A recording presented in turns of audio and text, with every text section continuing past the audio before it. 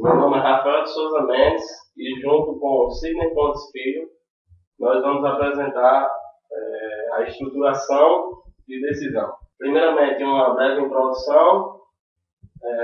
Nos discursos de Einstein, ele citou um trecho em que ele diz que a formulação de um problema é mais importante que a sua solução. Certamente ele estava falando sobre problemas físicos, né?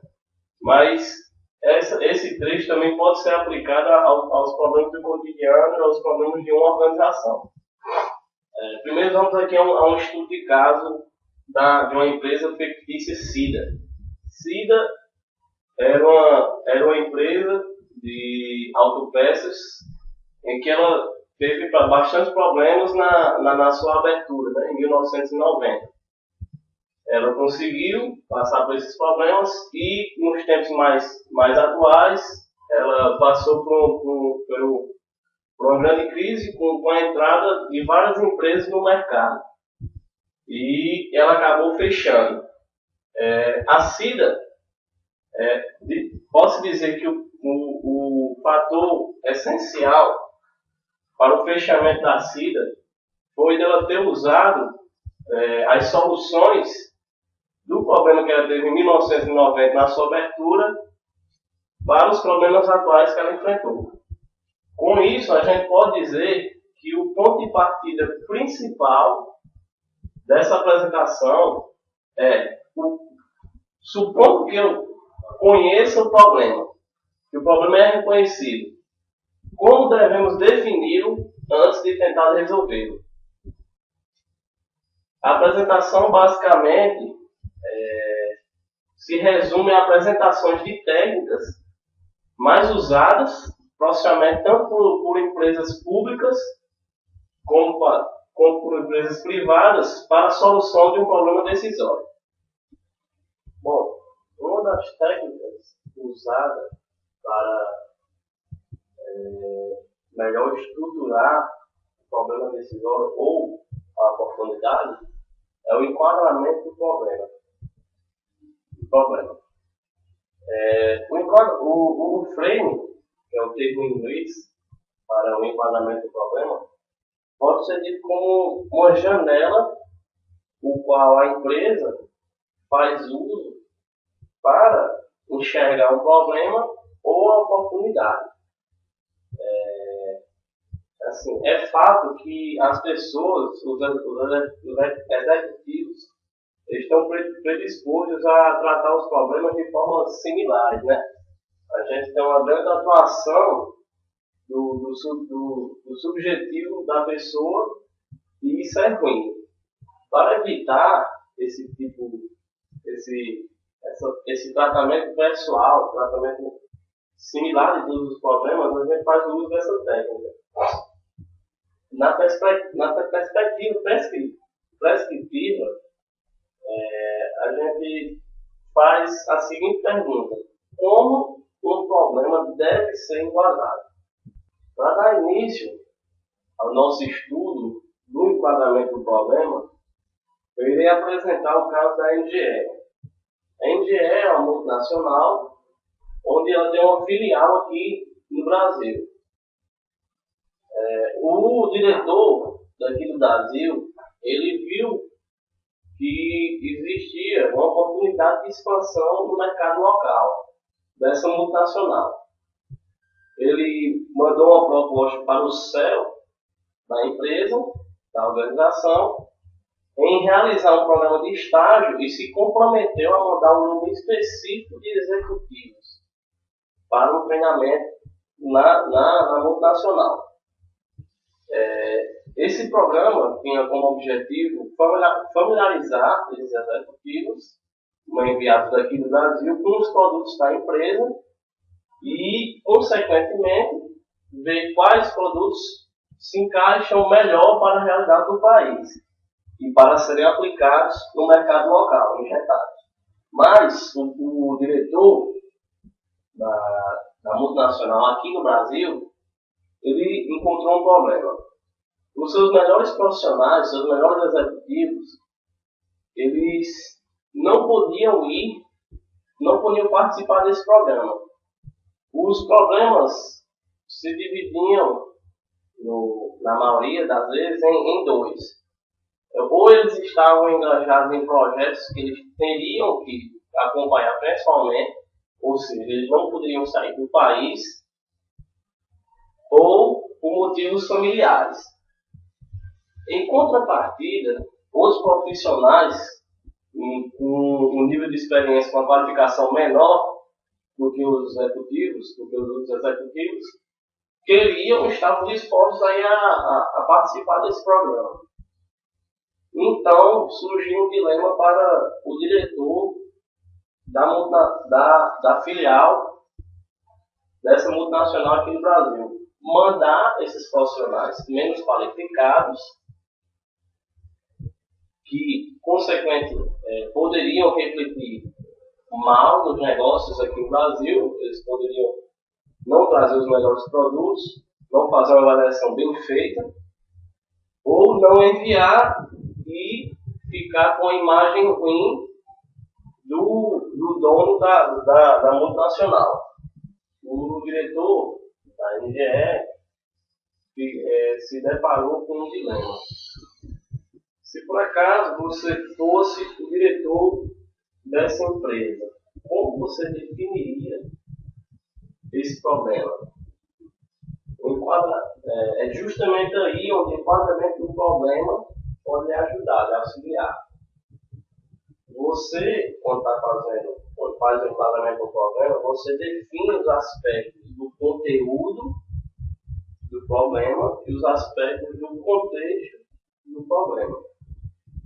Então, pode-se dizer que o problema decisório é formado por esses dois aspectos.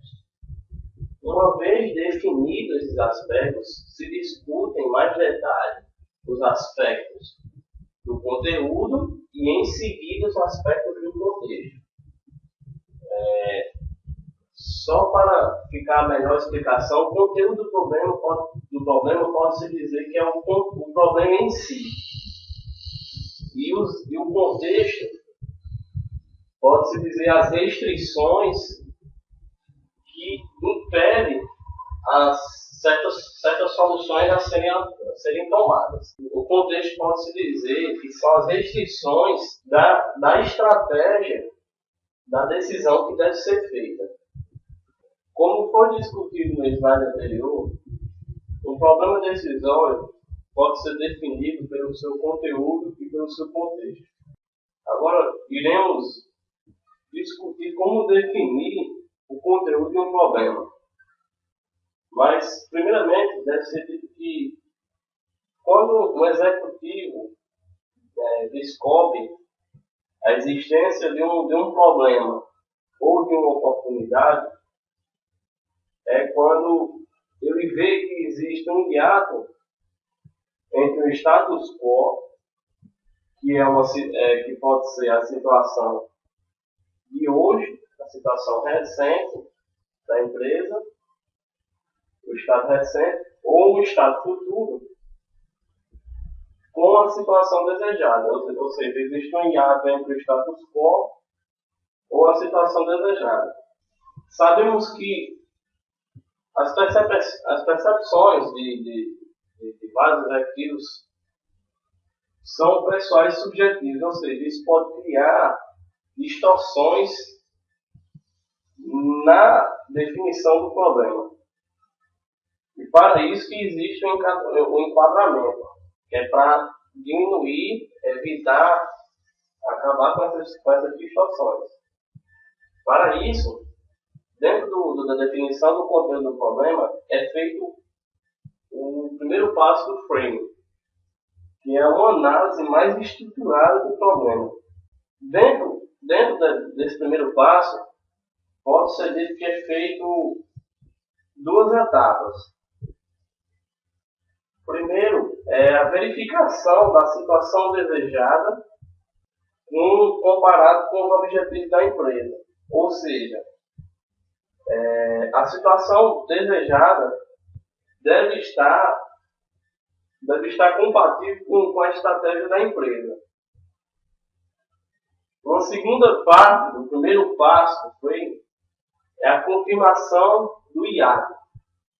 Ou seja,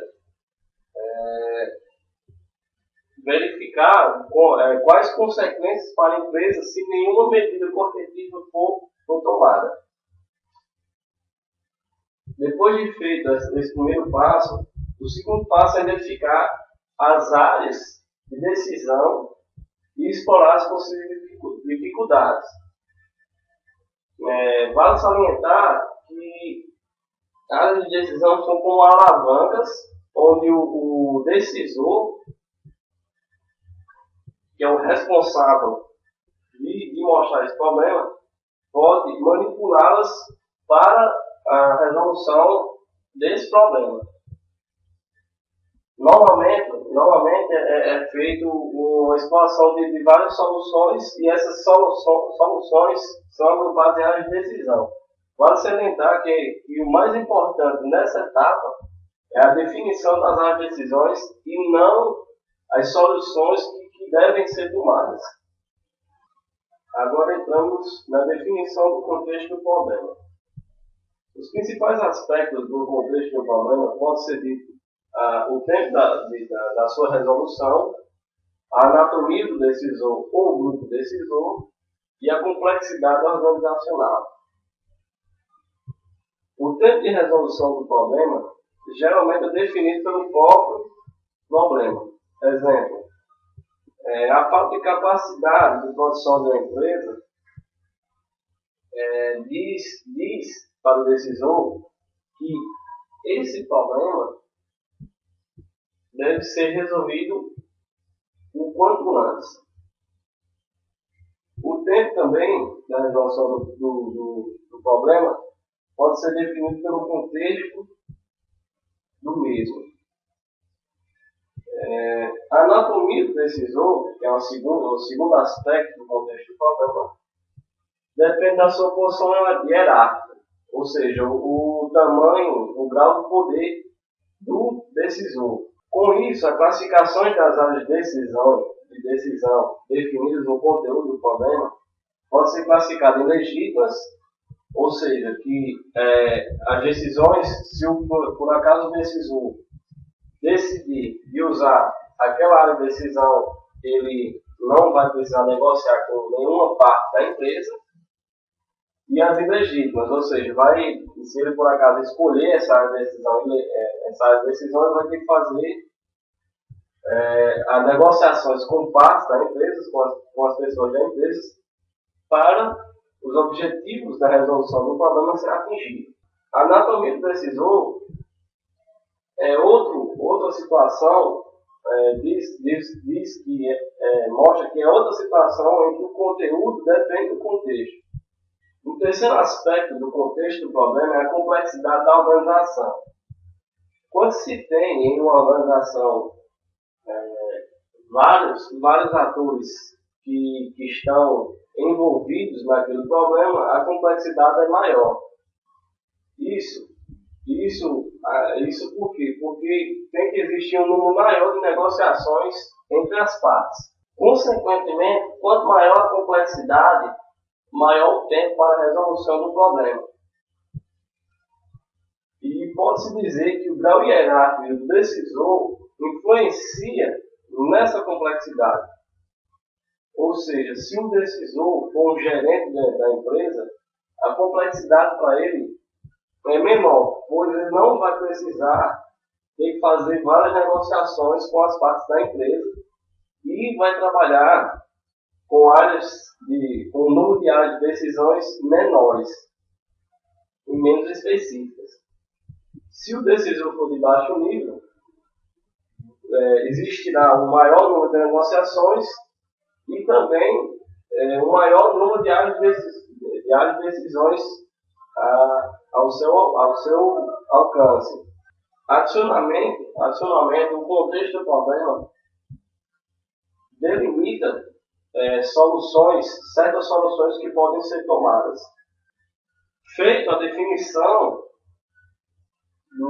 dos aspectos de conteúdo e de contexto do problema, nós temos certos resultados. do enquadramento feito no problema decisório ou oportunidade. O primeiro resultado é que nós temos uma noção do dimensionamento do problema. Conhecendo a dimensão do problema, podemos alocar recursos de forma correta para a sua resolução. O enquadramento do problema decisório também nos permite diagnosticar o nível de conhecimento da equipe, da organização sobre aquele problema. Esse nível de conhecimento é confirmado quando, nas etapas que foram seguidas para ser feito esse enquadramento, como a confirmação do status quo, a identificação das áreas de conhecimento, das áreas de decisão e na averiguação do contexto. Se por acaso a equipe teve dificuldades para definir os aspectos do problema, isso quer dizer que a empresa tem pouco conhecimento, um nível de conhecimento baixo sobre esse problema. E isso diz para o decisor que uma alocação, recursos devem ser alocados para a melhoria desse problema. O decisor pode, por exemplo, decidir por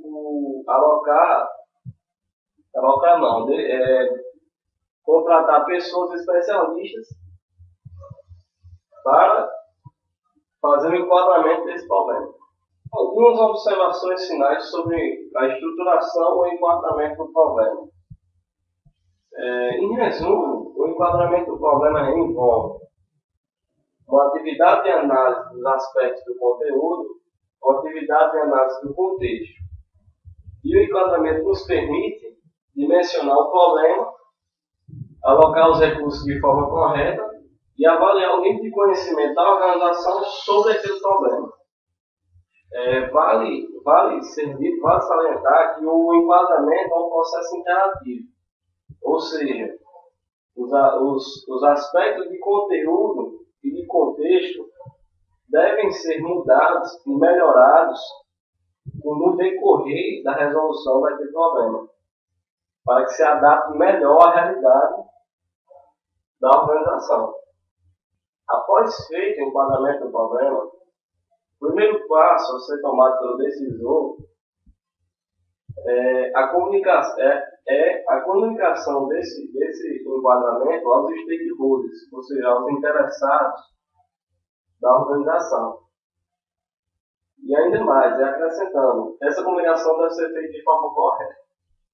Uma solução óbvia seria apresentar na íntegra esse enquadramento, mas isso poderia causar pânico nas pessoas que estavam absorvendo essa informação.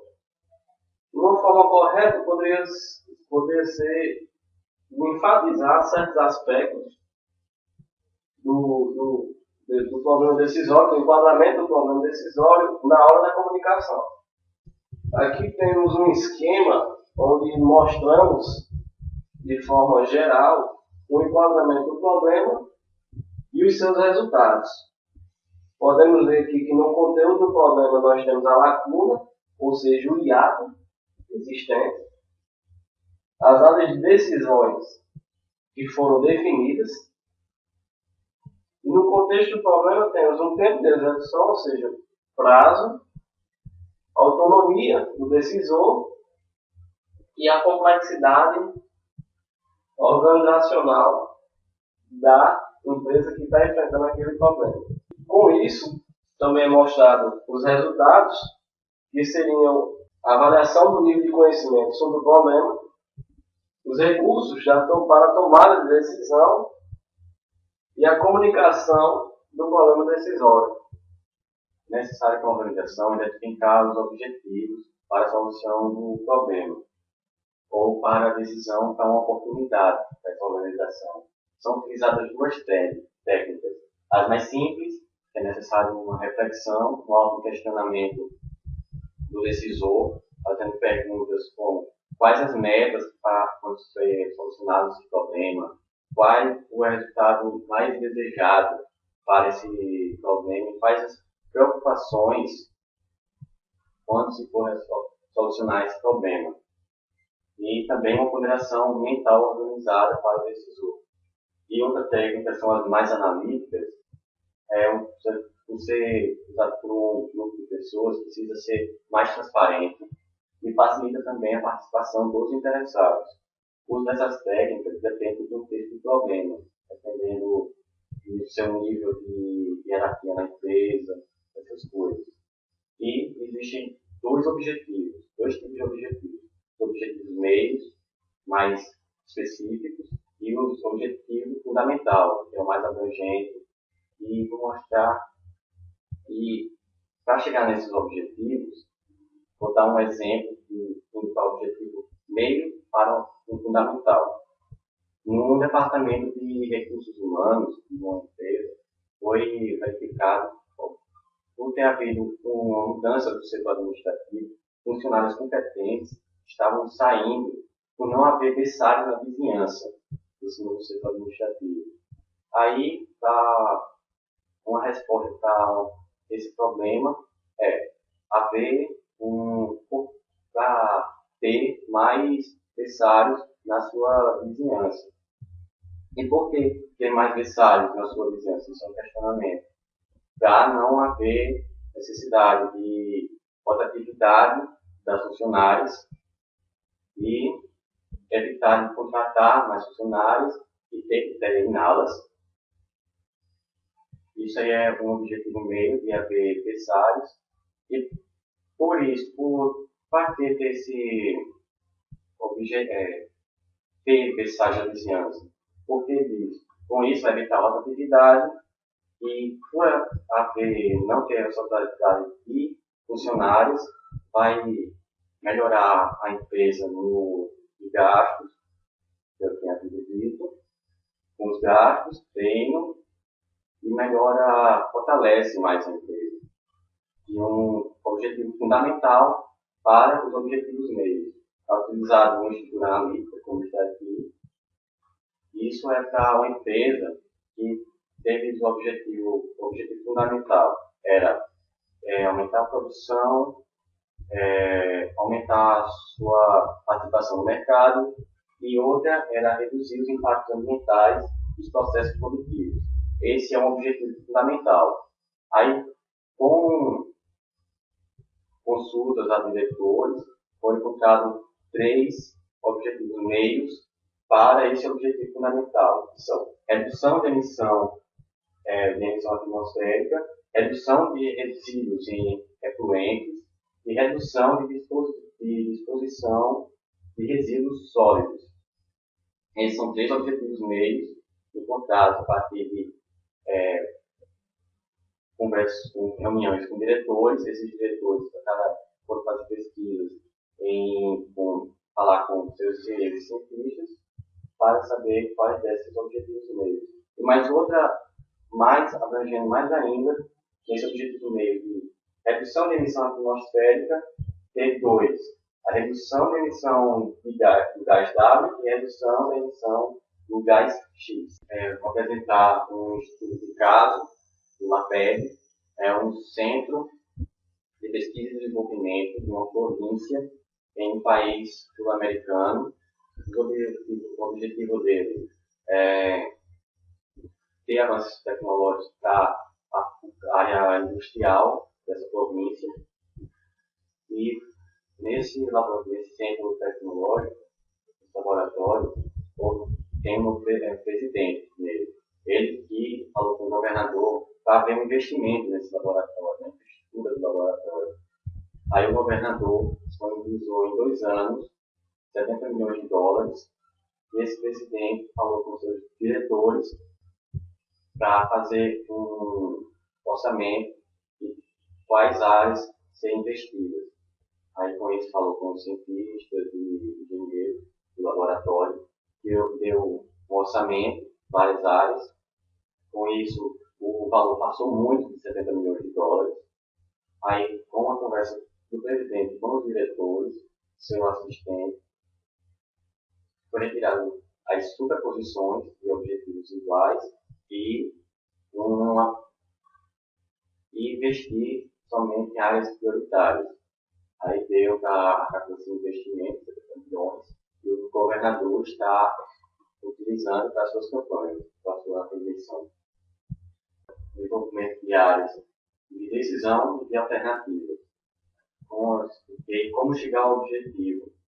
Por reflexão, você toma para encontrar esse objetivo sozinho, reflexão, ou por consulta, você consulta colegas, especialistas, também consultores, para chegar ao objetivo da solução desse problema. Ou se não, verificar o passado da empresa. Caso a empresa tenha enfrentado esse mesmo problema, recorrer à mesma solução, caso a solução seja eficaz. Ou se não, procurar soluções de outras empresas, caso as empresas possam dar, não seja restrição a isso. Aí faz uma procura dessas empresas, faz um benchmark, um teste de cada empresa, ver qual foi a mais eficaz para aplicar também essa mesma solução para esse problema, desse mesmo jeito. Aqui no empresarial, no escritório, no horário inicial, no início do expediente, no final do expediente, no horário de almoço, estava havendo um congestionamento para os elevadores, no lado do elevador.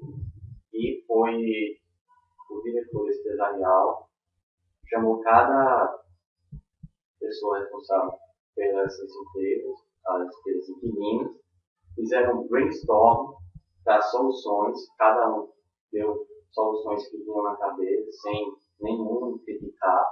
Aí teve essas 11 soluções, 11 alternativas para isso, como escalar horário, entrada e saída da empresa, pagamento de valores fiscais e por aí vai. E aqui uma tabela de estratégia usada para cada as decisões e para saber quais são as suas alternativas para esse problema de congestionamento em elevadores. Esses são daquele 11 tipos de soluções. Vou demonstrar aqui que na área tem as áreas de infraestrutura de demanda, as áreas de decisão, procedimento da demanda, infraestrutura da oferta e procedimento da oferta. A demanda com as pessoas que vão acessar o elevador e a oferta do elevador em si. E na parte de infraestrutura de demanda, só houve um tipo de solução que foi instalar aparelhos de TV no hall dos elevadores para diminuir, assim, historicamente, o tempo de demora dos elevadores. E teve cada uma. Uma das alternativas foi a que é escalonar o horário de entrada e saída das empresas, isso no procedimento de demanda. Na infraestrutura de oferta, instalar elevadores inteligentes, e no procedimento de oferta, programar os elevadores para pararem somente nos andares ímpares ou pares. E houve outra alternativa, que era cobrar pedágio para a utilização dos elevadores. Tem uma forma de representar o problema. O problema pode ser entendido por cada pessoa de forma diferente, e é uma forma simples e uma forma melhor de representar, de forma gráfica. E tem esse, que é um diagrama de influência. Foi desenvolvido pelas Forças Armadas dos Estados Unidos, no final da década de 1970, para ficar de forma compacta, simples na representação do problema, para a decisão. E esse diagrama de influência é utilizado em softwares de tomada de decisão que incorpora esse diagrama. Aqui é o diagrama de influência. No caso de uso de dormentes de madeira, é uma empresa ferroviária. Esses retângulos são as decisões que a empresa pode tomar. Os ovais são as variáveis, as variáveis de suas decisões. E o retângulo com as bordas arredondadas são os objetivos. Esses objetivos são custo total e impacto ambiental. Aí, com as variáveis, isso tentar custo total diminuir e os impactos ambientais diminuir. As variáveis são durabilidade do dormento, consumo da dormento e preço da dormento. As decisões são espécies de madeira, que dura mais, e são mais caras, e tratamento do dormento, isso vai custar também no impacto ambiental, no preço do dormento também.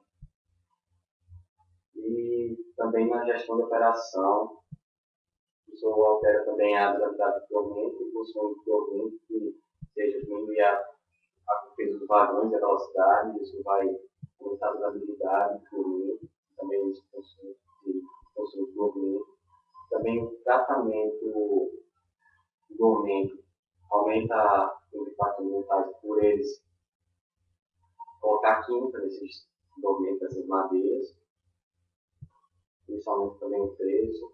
Aí, com esse tipo de diagrama de influência, bem resumido, dá uma forma para eles tomarem a decisão para conseguir que o custo total seja menor e o impacto ambiental seja menor.